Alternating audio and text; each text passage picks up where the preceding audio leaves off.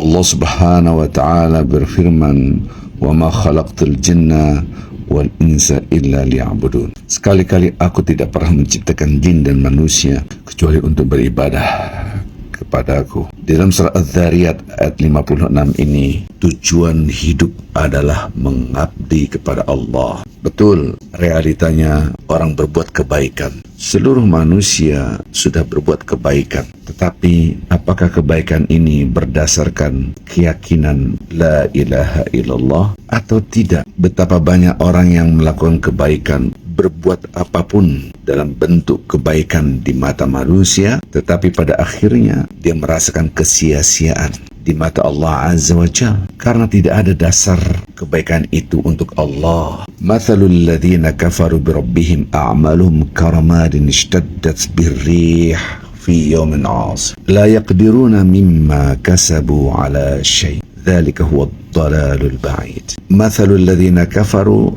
artinya perumpamaan orang-orang yang kufur birabbihim, dengan Tuhan mereka. Artinya tidak ada la ilaha illallah, tidak ada keyakinan, keimanan, tidak ada akidah. Apa yang terjadi? A'maluhum karamadin ishtaddat birrih. Perbuatan mereka karamadin ishtaddat birrih, seperti abu yang ditiup angin keras pada suatu hari.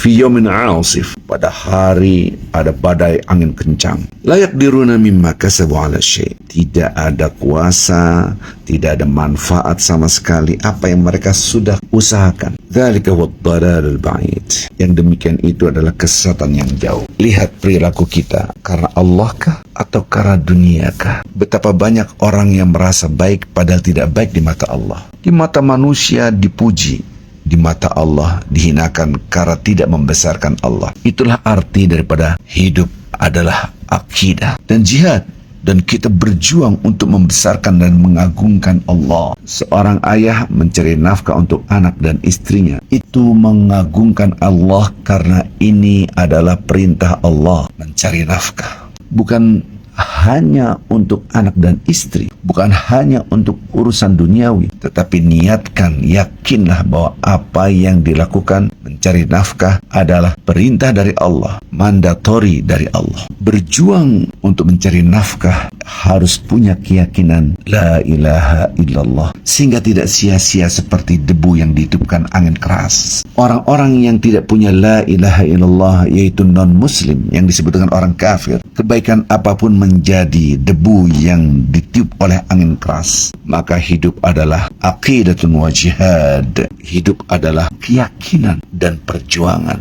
Berjuang untuk membesarkan Allah, yaitu menjalankan perintah Allah dan menjauhi larangannya. Tidak ada istirahat, karena memang pada dasarnya kehidupan di dunia ini adalah ujian. Pada dasarnya kehidupan dunia ini, laqad khalaqnal insana fi kabad. Subhanallah. Memang sudah ketentuan Allah Azza wa Jalla, manusia diciptakan penuh dengan ujian dan penuh dengan beban. Artinya kita harus menyadari bahwa beban ini tidak akan selesai sampai akhir hayat kita. Sungguh kami telah menciptakan manusia berada dalam susah payah. Alladzi khalaqal mauta wal hayata liyabluwakum ayyukum ahsanu amala. Dialah Allah yang menciptakan kematian dan kehidupan untuk menguji siapa di antara kalian yang terbaik amalnya. Maka garis hidup adalah ujian, garis hidup adalah fi kabad, dalam susah payah. Ini dalam surah Al-Mulk dan dalam surah Al-Balad. Maka istirahat dalam arti kita merasakan ketenangan dan kenyamanan hanyalah di surga kelak, insya Allah. Teringat dengan kata-kata Ahmad ibnu Hanbal ketika ditanya matar rahah, kapankah kita beristirahat, merasakan kenyamanan? Idza wada'ta qadamak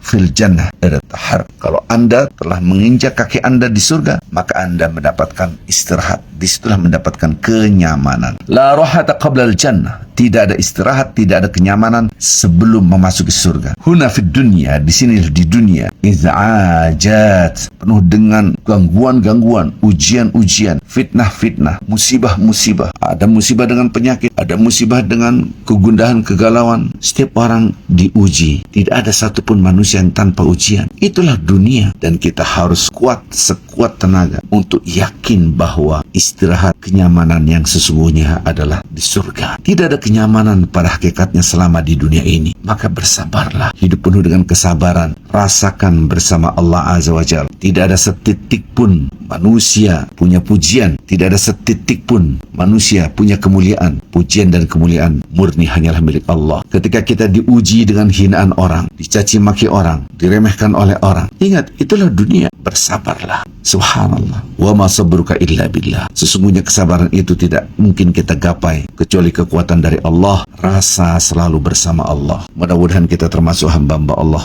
yang merasakan nikmatnya kebersamaan dengan Allah. Mudah-mudahan kita akan merasakan kenyamanan dan beristirahat di surga insyaallah. Assalamualaikum warahmatullahi wabarakatuh.